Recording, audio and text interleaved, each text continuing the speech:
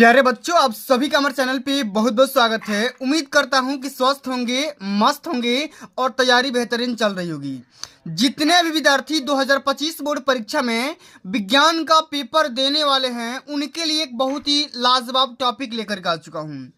और बच्चों, इस वीडियो के माध्यम से मैं आप सभी को ये बताने वाला हूं कि रासायनिक समीकरण को संतुलित कैसे किया जाता है। मतलब कि संतुलित रासायनिक समीकरण कैसे लिखना है, सब कुछ मैं आप सभी को इस वीडियो के माध्यम से बताने वाला हूं, समझाने वाला हूं।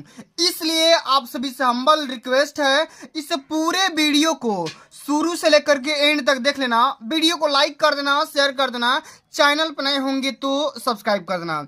बच्चों, ये जो टॉपिक है बोर्ड परीक्षा के पेपर में हर साल 6 क्वेश्चन 6 नंबर में पूछा जाता है। जैसे यहाँ पे सबसे पहले निर्देश को समझने का प्रयास करते हैं, हमारा क्वेश्चन क्या कह रहा है, सबसे पहले इस बात को समझते हैं।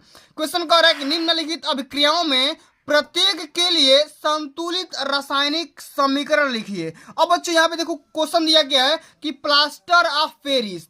अब देखो प्लास्टर ऑफ पेरिस किसके साथ रिएक्शन करके ये जिप्सम बनाएगा, आप सभी को ये बताना है। तो बच्चों सबसे पहले आप सभी को क्या पता होना चाहिए, आप सभी को क्या पता होना चाहिए, आप सभी को प्लास्टर ऑफ पेरिस का केमिकल फार्मूला, साथ में ये जिप्सम का भी केमिकल फार्मूला पता होना चाहिए। और ये भी आपको पता होना चाहिए कि प्लास्टर ऑफ पेरिस किसके साथ रिएक्शन करके ये जिप्सम बनाएगा। तो सभी बात आप सभी को पता होना चाहिए। तो जैसे बच्चों यहाँ पे हम लिखेंगे इसका राइट आंसर, ध्यान से समझने का प्रयास करते हैं, सारे क्वेश्चन को आराम आराम से सॉल्व करेंगे।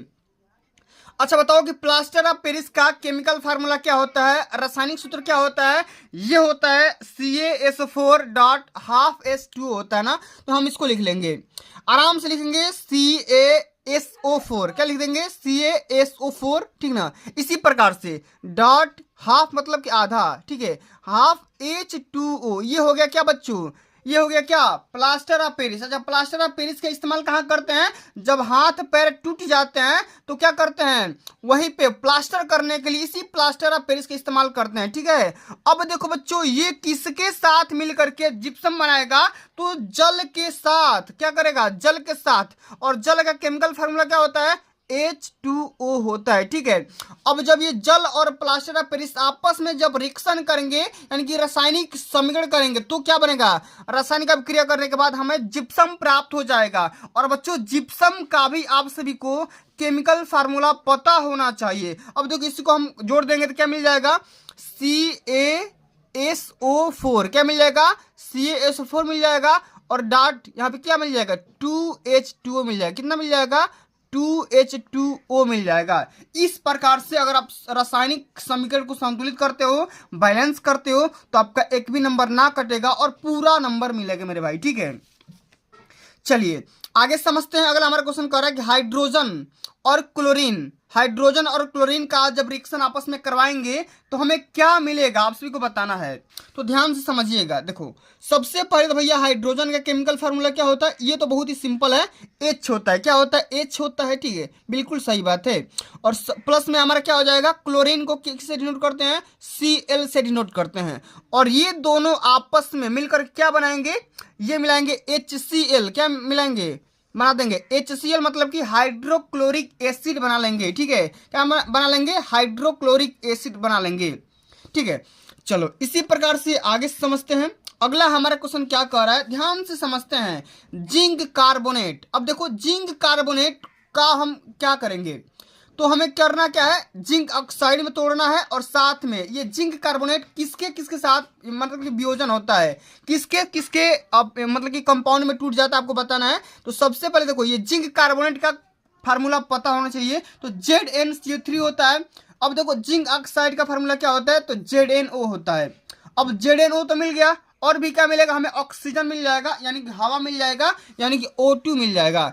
तो हम क्या करेंगे भैया, जिंक कार्बोनेट का केमिकल फार्मूला क्या होता है, Zn, ठीक है। और साथ में CO3 मिल गया। अब इसका हम क्या करेंगे भैया, चलो अब इसको हम डैश दे देते हैं।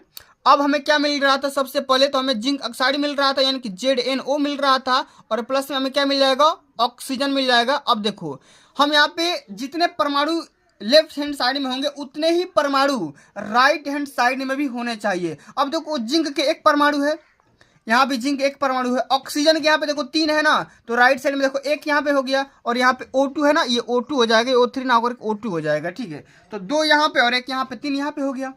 चलिए इसी प्रकार से चौथा देख लेते हैं।